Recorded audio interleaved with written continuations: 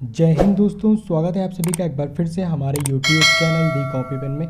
तो आज हम आपके सामने एक नया लेसन की बात करेंगे जो है कि समावेशित बच्चों के लिए विशेष शिक्षण विधियां एवं ब्रेल लिपि। तो हम इसमें क्या, जो हमारे समावेशित बच्चे हैं जिसके बारे में हम अपने पिछले कई वीडियो में चर्चा कर चुके हैं, तो उनके लिए कौन कौन सी शिक्षण विधियाँ हैं जिनसे उनका जो शिक्षण है वो सहज बन सकता है। और हम ब्रेल लिपि के बारे में अलग से बात करेंगे।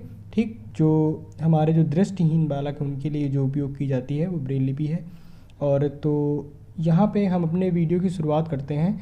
तो यहाँ पे दिया हुआ है कि जो समावेशित बच्चों के लिए शिक्षण विधियाँ, तो ये कुछ विधियाँ हैं जिनका प्रयोग समावेशित बच्चों के लिए शिक्षक करते हैं, शिक्षण विधियों का प्रयोग। तो पहली है सहकर्मी शिक्षण।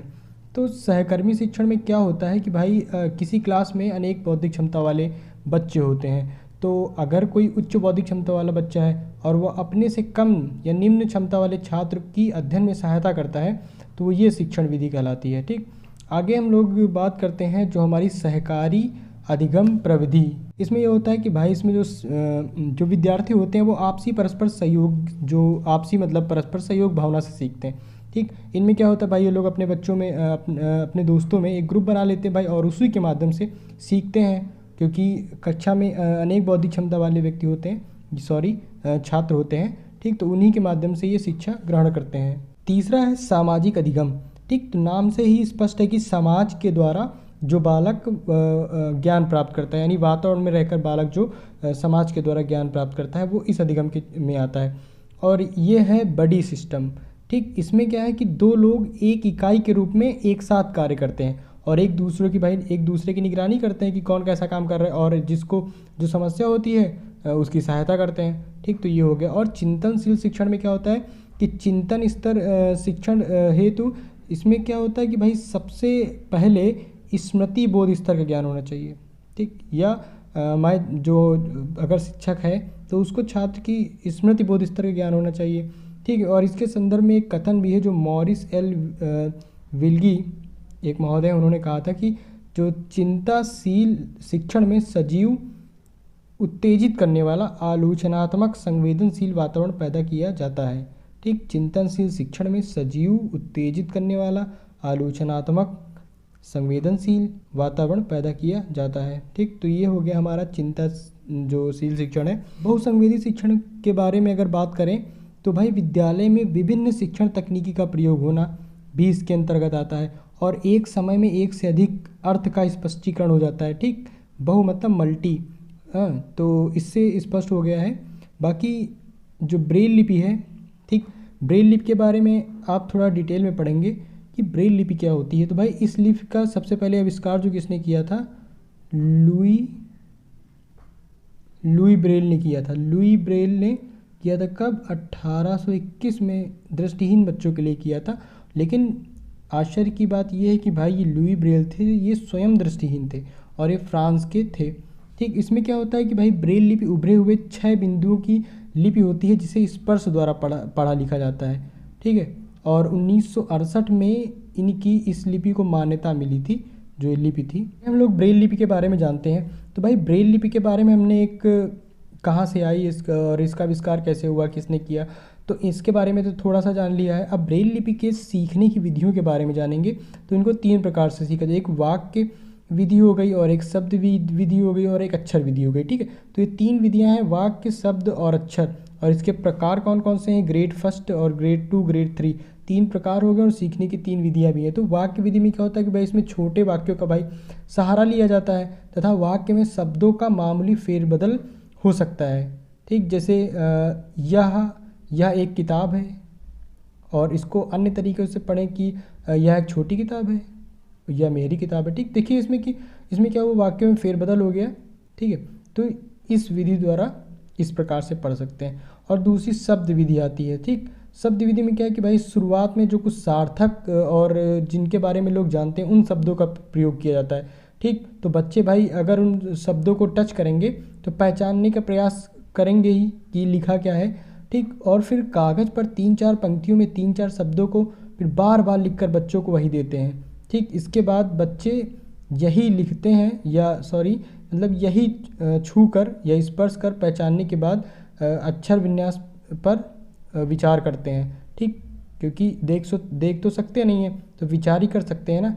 तो ये शब्द विधि है, ठीक, कि कोई सार्थक शब्द दे दिया और भाई बच्चे ने उसको स्पर्श किया, पहचानने का प्रयास किया, अब फिर कागज़ में कुछ और, फिर उन शब्दों को जब पहचान लिया तो 3-4 पंक्तियों में शब्दों को दे दिया, ठीक। अब भाई बच्चा क्या करेगा, फिर उनको टच करेगा, पहचानेगा, ठीक, और फिर हो सकेगा तो वो लिख कर भी प्रयास करेगा, ठीक। तो शब्दों के माध्यम से हम उसको ये सिखा सकते हैं। और अक्षर विधि, तो अक्षर विधि में क्या है कि भाई सबसे पहले हम उसको अक्षर के बारे में नॉलेज देंगे, फिर तभी तो वो शब्द का निर्माण कर पाएगा, ठीक है। तो ये 3 विधियाँ हो गई। जब हम लोग ब्रेल लिपि के प्रकारों के बारे में बात करते हैं तो पहला है ग्रेड फर्स्ट यानी ग्रेड 1, ठीक। इसको हम लोग ओपन ब्रेल भी कहते हैं। इसमें देखो क्या होता है कि भाई एक एक अक्षर को हम लोग इसमें लिखते हैं, ठीक है। इसमें क्या लिखते हैं, एक एक अक्षर को लिखते हैं। जब एक एक अक्षर को लिखते हैं तो इसमें जो सीखने जो वाला बच्चा होता है, छात्र होता है, उसकी वर्तनी की त्रुटियाँ नहीं होती हैं, ठीक। और ग्रेड 2 में क्या होता है कि इसको कॉन्ट्रैक्ट ब्रेल भी कहते हैं। और इस श्रेणी में क्या होता है कि भाई शब्दों को बहुत मतलब शॉर्ट में लिखा जाता है, संक्षिप्त में कह सकते हैं, इसमें लिखा जाता है, ठीक। जैसे बी फॉर बॉल हो गया। और ग्रेड 3 में क्या होता है कि भाई इसे सबसे पहले ये जानिए कि इसे ब्रेल आशुलिपि भी कहते हैं, ठीक है, टोटल ब्रेल शॉर्ट हैंड, ठीक।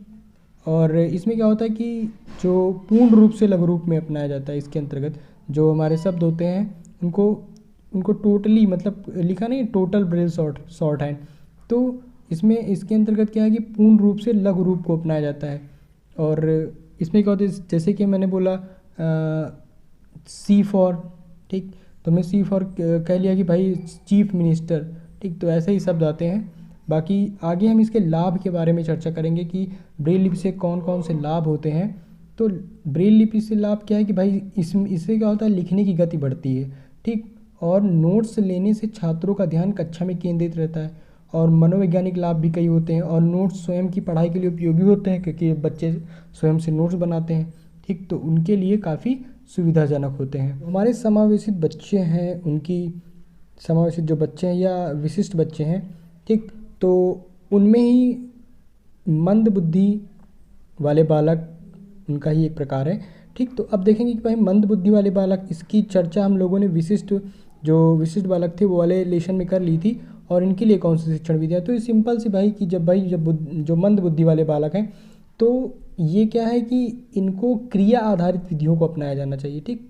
अगर हम इन पर क्रिया आधारित विधि अपनाएंगे, जैसे कि सहसंबंध खेल और कार्यों को करके सिखाना, तो ये क्या होंगे कि ऐसे इस तरह से मतलब हम लोग इनको सिखाएंगे तो इनको सीखने में मदद मिलेगी और जल्दी सीखेंगे, ठीक। तो क्रिया आधारित शिक्षण विधियाँ इन पर हम अपनाएंगे। तो हम पिछड़े बालक हैं, पहला तो सबसे पहले जानेंगे कि ये इनके लिए हम क्या कर सकते हैं कि पहला तो हम ये कर सकते हैं कि मान लीजिए क्लास में छात्र पढ़ रहे हैं तो कुछ नहीं उस हिसाब से नहीं पढ़ते जैसा उन्हें पढ़ना चाहिए। इसके पीछे कई रीज़न हो सकते हैं। तो हम क्या है कि भाई उनके लिए जो पढ़ रहे हैं लेकिन पढ़ने में पिछड़ जाते हैं, ठीक, तो उसके लिए हमें उपचारात्मक विधि उपयोग करनी चाहिए और उनके जो पिछड़ेपन के कारण है उनका पता लगाना चाहिए और उन्हें दूर करना चाहिए, ठीक है। तो इस प्रकार से हम इनकी भी शिक्षा की बढ़िया व्यवस्था कर सकते हैं, है ना। और इनके जो गृह कार्य हम लोग देते हैं रेगुलर, उनको चेक करना चाहिए और उचित मार्गदर्शन प्रदान करना चाहिए, ठीक है। और कुछ कार्य ये लोग जानबूझ से करते हैं तो उनकी जानकारी हमें अपने आप से खुद करनी होगी, ठीक है। जिससे कि जो ये लोग इस कारण से जिनके कारण ये पिछड़ जाते हैं, ठीक, तो अगर उनके बारे में हमें जानकारी रहेगी तो हम इस कारण को दूर कर सकते हैं और इनको एक शिक्षा के बेहतर स्तर पर लाने का प्रयास कर सकते हैं। वाणी बाधित बालक हैं या छात्र हैं, तो वाणी बाधित क्या होते हैं ये हमने पिछली वीडियो में चर्चा कर ली है। तो भाई इनके लिए एक ऐसी कक्षा होनी चाहिए जहाँ पे ये ज्ञान का अर्जन सहजता से कर सकें। तो इनके लिए क्या है कि भाई सबसे अधिक महत्वपूर्ण तो भाई इनके लिए विशिष्ट विद्यालयों का विशेष प्रबंध किया जाए और इनके लिए शिक्षक जो हों वो विशेष प्रशिक्षित हों, ठीक। बाकी अगर कक्षा प्रबंधन की बात करें तो ये है कि भाई अगर वाणी बाधित कोई बालक है, बोलता है या शुद्ध उच्चारण करता है तो उस पर हंसना नहीं चाहिए, ठीक है। और अपने को समर्थ बनाने वाला वातावरण विकसित करना चाहिए, ऐसा वातावरण विकसित करना चाहिए जिसमें बालक खुद को समर्थ बना सकें। और इनको क्या है कि क्लास में सभी बच्चों के समान समझना चाहिए, कोई भेदभाव नहीं करना चाहिए, ठीक। और छोटे छोटे वाक्यों को इनसे कहना चाहिए कि भाई प्रयोग में लाएं, जिससे कि ऐसी दिक्कत ना हो, ठीक है। तो ये नॉर्मल सी बात हो गई। बाकी आगे हम दृष्टिबाधित बालकों की बात करते हैं। तो दृष्टिबाधित बालक, इसके बारे में भी हमने चर्चा कर ली है, ठीक है, कि दृष्टिबाधित यानी उनको देखने में प्रॉब्लम है, ठीक। देखने में प्रॉब्लम, या तो कम देख पाते हैं या बिल्कुल भी नहीं देख पाते, ठीक। तो दृष्टिबाधित बालक हो गए। और इनके लिए शिक्षा का प्रावधान क्या है कि भाई इनके लिए हम ये भी कर सकते हैं कि विशिष्ट विद्यालयों की स्थापना भी कर सकते हैं, ठीक है। और इनके लिए पृथक कक्षा कक्ष यानी उचित उपकरणों का प्रबंधन और प्रशिक्षित अध्यापक, इन बातों की जानकारी कर सकते हैं कि प्रशिक्षित अध्यापक हो और जो इनका उचित उपकरण इनके पास होने चाहिए, ठीक। और रोशनी की भी उचित व्यवस्था हो। अगर वो उसको देखने में देखने में थोड़ी समस्या है, तो ऐसा हो सकता है कि प्रकाश की कमी के कारण भी हो, तो रोशनी की उचित समस्या हो। और इसको क्या करना चाहिए, किसी परीक्षण के द्वारा इस समस्या को दूर करना चाहिए। उनको समय समय पर उनके जो ग्लासेस होते हैं यानी चश्मे होते हैं उनका परीक्षण करना चाहिए, और इनकी आँखों का भी परीक्षण करना चाहिए, ठीक है। तो ऐसा करके हम उनकी शिक्षा में एक, या फिर शिक्षा के द्वारा उनमें एक बेहतर बदलाव कर सकते हैं। और जो शिक्षा वो ग्रहण नहीं कर पा रहे हैं, वो ईज़िली कुछ ग्रहण करने का प्रयास करेंगे। श्रवण बाधितों की शिक्षा की बात करते हैं, तो इनके लिए क्या होना चाहिए कि सबसे पहले जो श्रवण बाधित होंगे, तो स्पष्ट है कि ये क्या है, सुनने में असमर्थ हैं, ठीक। तो इनके लिए भाई शिक्षण की विशेष तकनीकी का प्रयोग करना चाहिए, और इन्हें शैक्षिक सुविधाएं उपलब्ध करनी चाहिए, जिससे कि ये ज्ञान को अर्जन कर सकें। और संप्रेषण तकनीकी में क्या करना चाहिए कि भाई सांकेतिक भाषा का प्रयोग करना चाहिए, स्पर्श विधि का प्रयोग करना चाहिए, गतिविधि और प्रवर्धक विधि का प्रयोग करना चाहिए, और बाल कार्यक्रम चलाना चाहिए, ठीक। और व्यावसायिक निर्देशन भी इनको देना चाहिए, ठीक। तो इनके माध्यम से इनकी शिक्षा का बेहतर प्रबंध कर सकते हैं। और ये भी करना चाहिए कि जैसे चिन्ह भाषा के द्वारा इनको समझाया जाए, या ओष्ठ पठन विधि को समझाया, जिससे कि ओठों को पढ़कर भी शब्दों का ग्रहण कर सके कि सामने वाला क्या बोल रहा, ठीक है। तो ये थी श्रवण बाधितों की शिक्षा। और अगर हम आगे बात करेंगे अपने विकलांग बालकों की शिक्षा पद्धति, ठीक है। तो विकलांग बालकों की शिक्षा पद्धति को भाई हम सबसे पहले देखेंगे कि वो किन शारीरिक अंगों के कारण विकलांग है, ठीक है। तो उसी के अनुरूप उसको शिक्षा देंगे ना, ठीक। अब जैसे कि मान लीजिए कि वो पैरों से चल नहीं सकता, ठीक। तो उसी के अनुरूप हम उसको ऐसे क्रियाकलाप करने को देंगे जिससे वो अधिगम को ग्रहण कर सके और सहजता से अपना काम कर सके, ठीक। तो ये होता है, इनमें हम क्या कर सकते हैं कि खेल विधि के द्वारा कर सकते हैं, ठीक। और बाकी मॉन्टेसरी आती है, और किंडरगार्टन विधि आती है, डाल्टन विधि आती है, ठीक। तो इन सब के माध्यम से, इन सब शिक्षण विधियों का प्रयोग करके हम आराम से इन बच्चों की शिक्षा का एक बेहतर एक शिक्षा के लिए, मतलब एक शिक्षा का एक बेहतर प्लेटफॉर्म उपलब्ध करा सकते हैं, जहाँ पे ये सीख सकते हैं सही से, ठीक है। तो जो समावेशित बच्चों के लिए शिक्षण विधियाँ थी, तो ये जो आज का लेसन है, इसको मैंने समझाने का प्रयास किया है। और जो वीडियो यहीं पे ख़त्म होता है, और चैनल में अंत तक बने रहने के लिए आपका बहुत बहुत धन्यवाद।